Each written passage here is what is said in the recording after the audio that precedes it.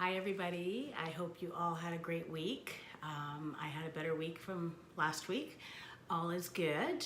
I just thought, I was thinking about what I should talk about today.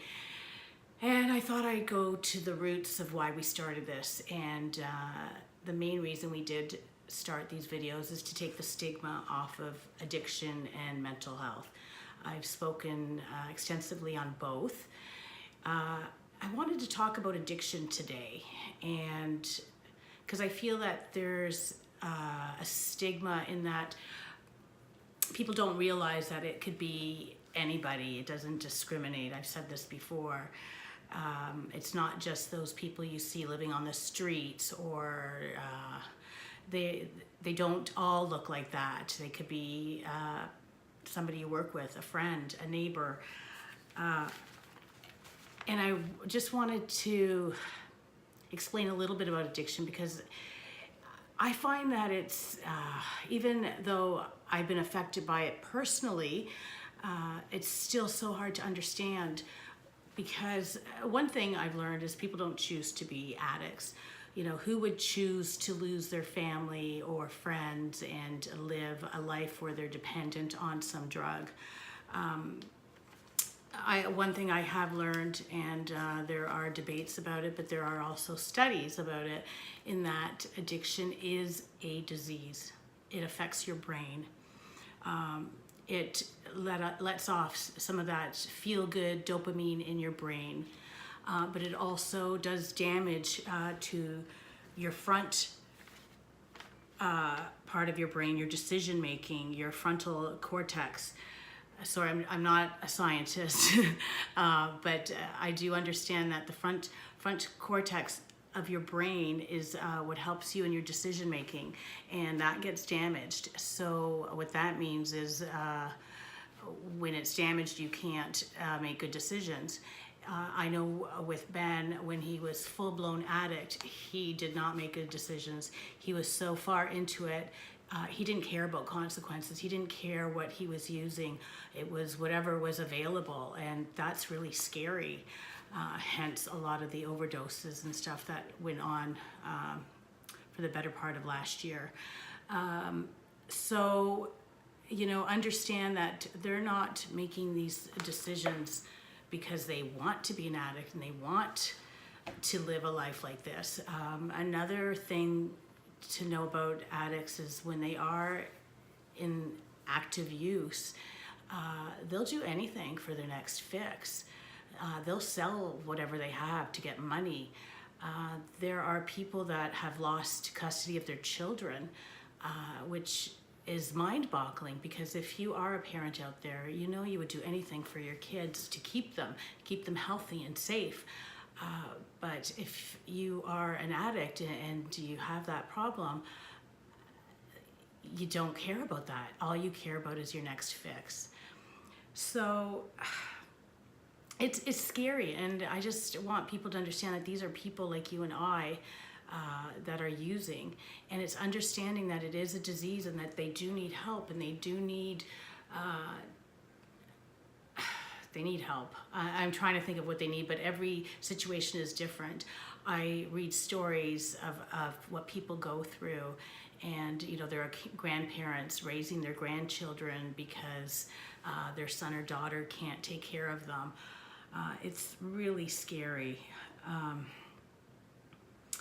Why am I telling you this? Because I want you to try to empathize with an addict. They are people that are struggling, why they start.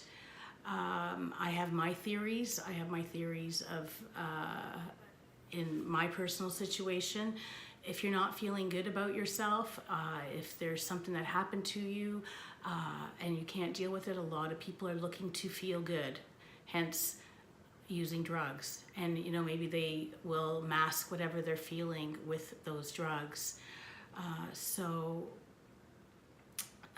Yeah, it's not good. They'll do anything for their next fix, and that's scary. So really, the bottom line, don't judge anybody who's got any kind of problems because we don't know their stories. What's that saying? Don't judge unless you've walked in their shoes, something like that. I choose not to judge whether I walked in their shoes or not because everybody has a story. You know, with addiction, some people seem to think that it may be a genetic thing.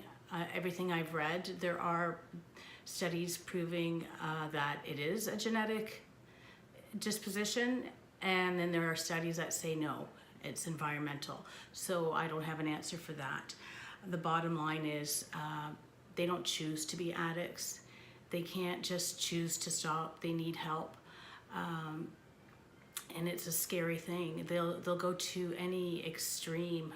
Someone I was talking to earlier was talking about someone that they know that died because they drank hand sanitizer, and that killed that person.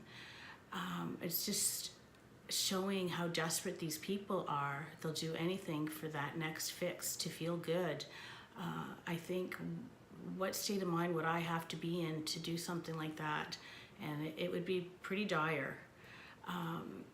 You know, and then you have mental illness, and I think the reason we have concurrent disorder, which is mental illness and addiction, is because someone that might have a mental illness may not feel good about themselves, so they'll do anything to feel good, and sadly, that's what happens. Some people become addicts because of it. They feel good during that high, but sadly, once that high is over, they'll do anything for their next fix. I send my love to all of those who are dealing with addiction, because an addict, it doesn't just affect them, it affects everybody around them. It affects their friends, it affects their family. My heart goes out to you. I am on my support groups, and life is good if you're not dealing with some of the things I've read about. It's horrible. You know, there are parents out there that are grateful when their kids get picked up and are put in jail because they know that they are safe for the night. It's not a good thing. Anyway, I hope I brought some awareness to you. I really pray that we can get rid of the stigma for both addiction and mental illness. People are human beings. Everybody deserves to live a good life. Everybody is worthy of living a good life. And I wish for you all a great week, a great life. Be safe, be smart. Sending you lots of love. Have a great week. Take care all. Bye.